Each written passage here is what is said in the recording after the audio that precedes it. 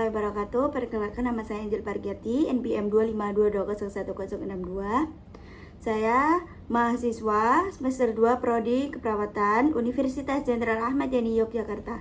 Di sini saya akan membuat tugas video menggambar, yaitu tentang siklus perkembangan sapi, babi, dan cacing, dan juga manusia.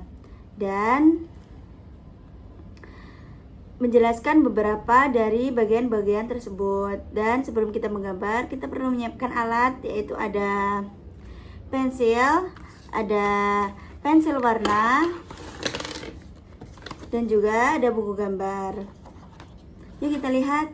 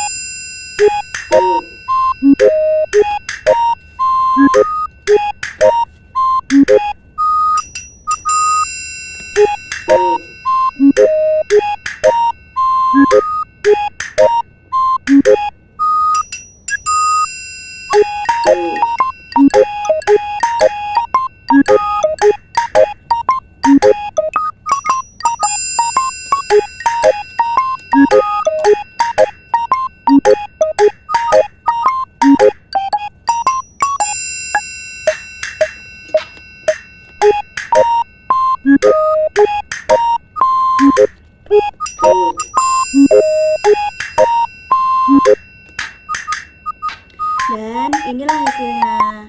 Inilah tadi gambaran yang saya buat,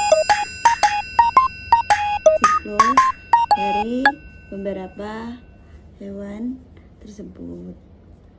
Dan di sini saya akan menjelaskan beberapa dari siklus tersebut.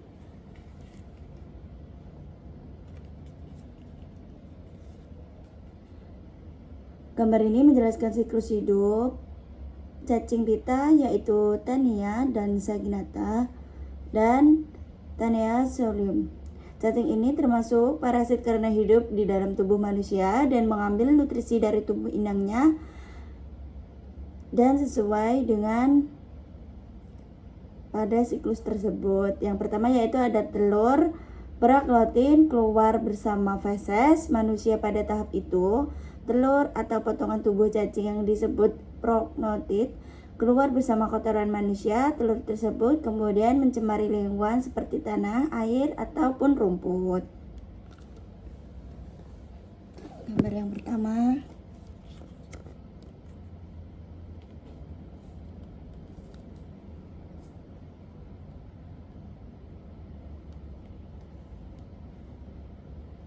Terus yang kedua.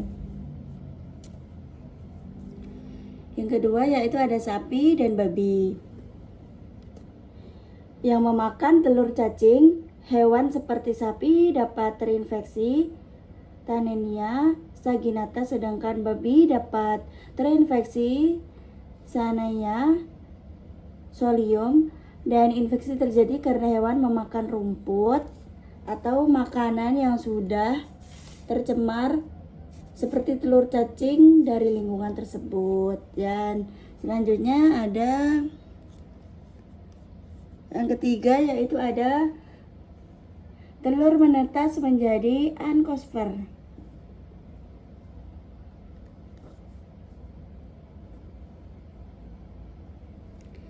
Telur menetas menjadi ankosfer di dalam tubuh hewan. Telur akan menetas menjadi larva yang disebut onkosfer. Onkosfer ini kemudian menembus dinding usus dan masuk ke aliran darah lalu bergerak menuju otot hewan. Dan yang selanjutnya ada terbentuk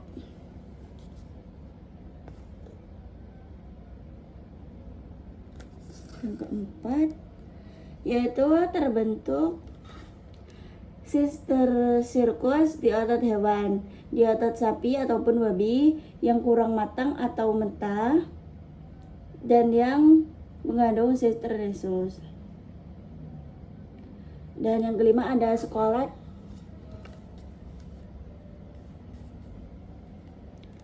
Skolek yaitu menempel pada usus halus manusia setelah daging yang terinfeksi dimakan manusia. Larva akan keluar di dalam usus bagian kepala cacing yang disebut skolek akan menempel pada dinding halus tersebut. Dan yang terakhir ada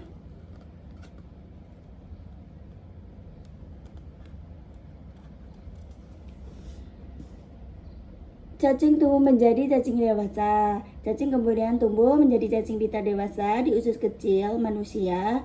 Cacing dewasa ini akan menghasilkan prokaryotit atau telur baru yang akhirnya keluar lagi bersama feses dan siklus hidup berulang kembali.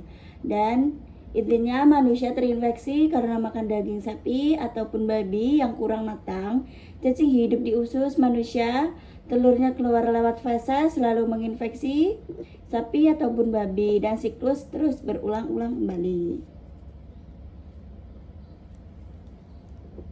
Dan inilah tadi beberapa dari penjelasan siklus babi, sapi, dan juga pada manusia.